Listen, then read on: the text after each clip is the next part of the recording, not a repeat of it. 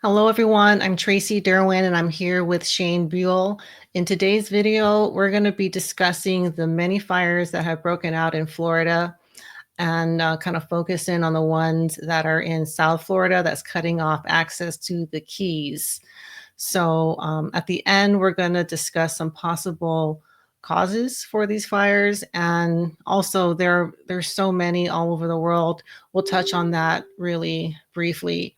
So I'll let Shane take a lead on this one because he's been looking into this for a while. All right. Thanks, Tracy. So we've got a lot going on. There's fires all over the United States right now. There's a fire in Arizona. There's some in New Mexico, Texas, many in Oklahoma. There's over 140 fires in Oklahoma. Almost 200,000 acres there are burned. I think there's probably 400 homes that are impacted there. And the fires have spread into Arkansas, Missouri, Alabama, Mississippi, Georgia, South Carolina, Western North Carolina now, near where Hurricane Helene had damaged early last fall. And then we also now have lots of fires in Florida. Now, the biggest of which of these fires that's getting the most coverage is just south of Miami. It's between Miami and the Florida Keys. And this one actually has cut off the Florida Keys, the access to the Florida Keys by road, at least. So we're going to show some video of this. So here is, I believe this is Card Sound Road, which was the road that has been closed the entire time. So this broke out on March 11th, actually. Yeah, this broke out on Tuesday, March 11th. And Card Sound Road has been closed ever since. It jumped that road, and it also jumped US 1 as well. Here's some more footage of the fire. A lot of this footage is taken by people who were stuck in traffic.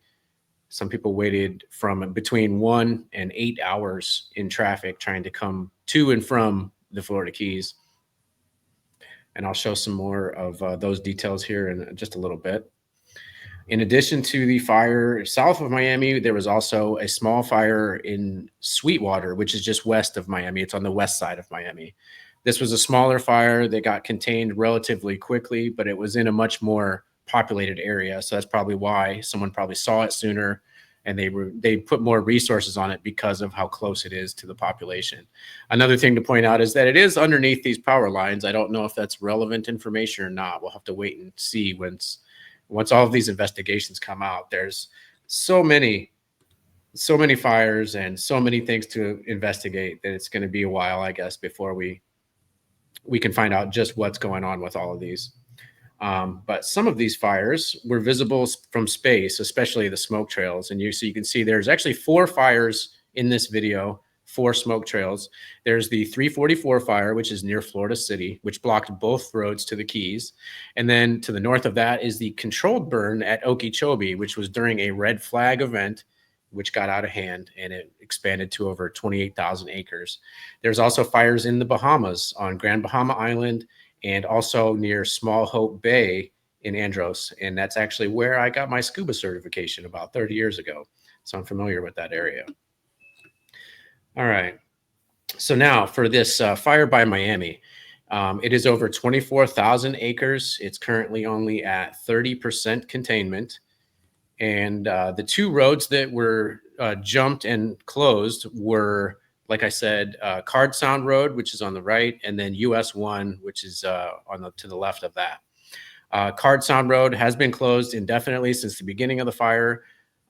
US 1 had originally been closed and then reopened, but it keeps being open and closed due to the shifts in the wind blowing the smoke and decreasing visibility on that road. So the red areas are closed. The yellow areas are basically traffic jams. So US 1 between Florida City and Key Largo is about an 18-mile stretch, and the first 6 miles from Florida City are actually closed. And so the other 12 miles to and from the Keys are basically one giant traffic jam. And like I said, some people waited up to 8 hours in those fires. Now, I looked for a lot of damage. There is no structures that have been impacted, no vehicles that have been impacted, but there is some infrastructure that seems to be impacted. Now, here we see a telephone pole that's down. I apologize for the color and the quality of this photo. It was taken from a video that had low quality and possibly a filter. I'm not really sure, but you can see that there is some scorching to the vegetation at the lower right, and the telephone pole in the center is broken and laying down. Now, I don't know which came first, the phone pole tipping over, and starting the fire, or the fire catching the phone pole on fire and then it falling over. And this is something we see very often. And often the first thing to tip over are the power lines. We saw that in Maui. I think a number of times.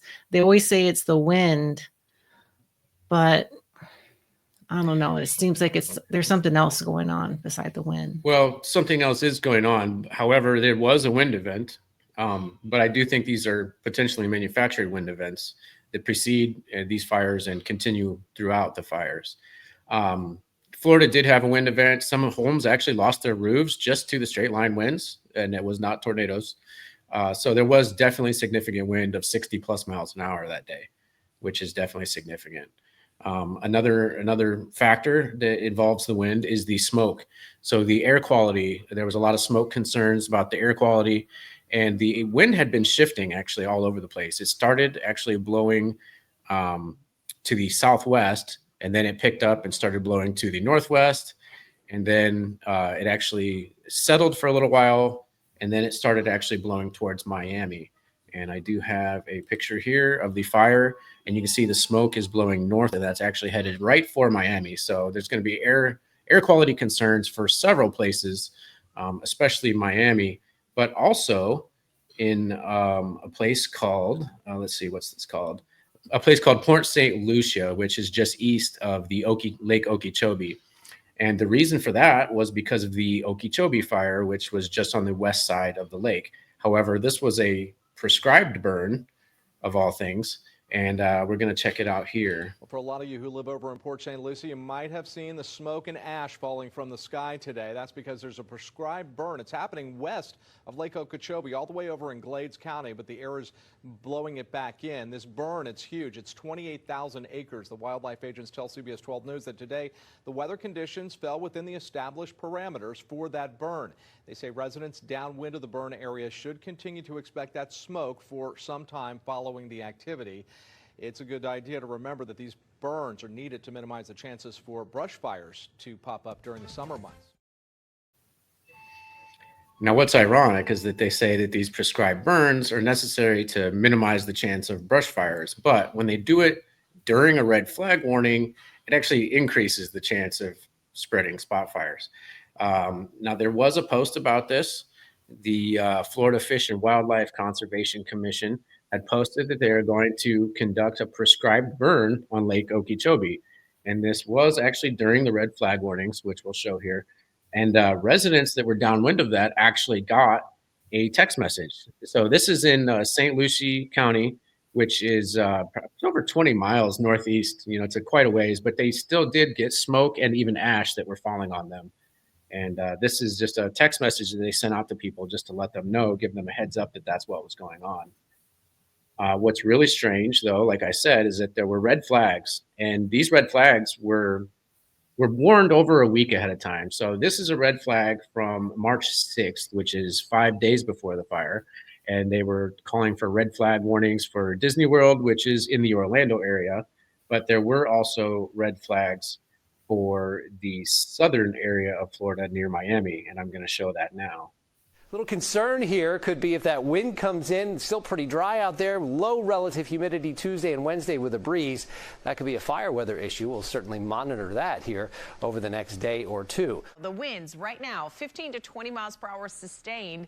That will remain the case through the afternoon. We could have wind gusts up to 30 miles per hour. Now, we've taken away the wind advisory, but with the winds, with the dry vegetation, with the low humidity that we're going to have in place today, fire concerns. So red flag warning up, a fire weather warning in place. So for the outdoor activities and outdoor really workers, anything that involves open flames, sparks, whether it's welding or grinding, really discouraged for today because of that. Okay, so we saw 5 days before the fire, there were red flag warnings, and even 2 days before the fire, there were red flag warnings. But then something else interesting happened, and I'll show it now. We are going to see some rain to bring us some relief later on in the form of afternoon showers and storms, so take your umbrella with you. Cooler breeze, though, as we head into tonight, especially by tomorrow morning. It's going to be downright chilly. Here's the front that is going to be sweeping down south across the state. It is bringing some soggy conditions, winds out of the south, making it feel quite muggy. And there's also some low-level moisture, some fog, which is formed just like yesterday, though not as intense, not as dense. But the visibility has dropped in spots to 6 miles in Miami and Homestead. You can see a little bit of that fog here from our Doral camera, and we see the rain roll in, the highest rain chances being around mid to late afternoon into the evening. So the morning, nice and dry. Then notice how we get into 3, 4 p.m. we start to see showers and storms roll in, which, yes, could be impacting the time kids get out of school. And for the evening rush, so stay tuned to our chief meteorologist, Ivan Cabrera. We will get a few showers that push through the area tomorrow, followed by the cooler breeze. And we still have a chance to warm up tomorrow. We're in the mid 70s right now. We're not dropping too much. Lower 70s when you step outside tomorrow morning. A warm and humid start. Showers and storms start to work their way into the area by 3 o'clock. So it's not till 3, 4, and 5 where these showers come down. They do break up just a bit, but a pretty good chance you can see a brief downpour late afternoon. By the time the front gets here, it's going to weaken and just bring us some showers, maybe a few thunderstorms. The big part of this forecast is as the front does move in, we will see a better chance of storms. So grab the rain gear. Rain chances go up by around 2 to about 6 o'clock tonight. We do anticipate it to head towards the south and east, but before it arrives, we'll watch for those showers to move in. So tomorrow morning, we cannot rule out a couple of isolated showers across Broward and Miami-Dade County. But with the front heading to the south and east, our rain chances are going to pick up as we head into 2 and 3 o'clock. Those showers will be building in across Broward and Miami-Dade County. And showers will stay with us for the evening commute. All right. So it's getting really hard to justify these because South Florida, even at this time, is humid and it's generally not windy from my experience there, and it rains a lot. I think when I was there, right. It rained like almost every day. It normally does rain a little bit every day in Florida. And you would think that those rains would have brought an alleviation of the red flag conditions. However, that didn't seem to be the case. And just the very next day, that's when all those fires broke out. So, yeah, it's really unusual if you ask me. Yeah. Florida does actually have like a normal trade winds almost like you had in Hawaii. However, I would say they're a little bit more intermittent and they're not as strong or steady. Right. And a lot of Florida is, the Everglades, it's marsh. The ground is almost covered in water. So, yeah, I mean, I feel like as we continue to cover these fires, the more difficult it is to explain how these are starting. And I think that there are a number of factors going on here. We've had people on our channel express different opinions, and there are other channels explaining these in other ways that we are, but I think we're all correct. I think these are all factors. I know it makes it difficult to really pinpoint what's causing these, but there are just so many. There are fires in England, the Bahamas, all over the United States. I know we don't hear a lot about Africa, but I hear that there are tons in Africa if you use the satellite imagery.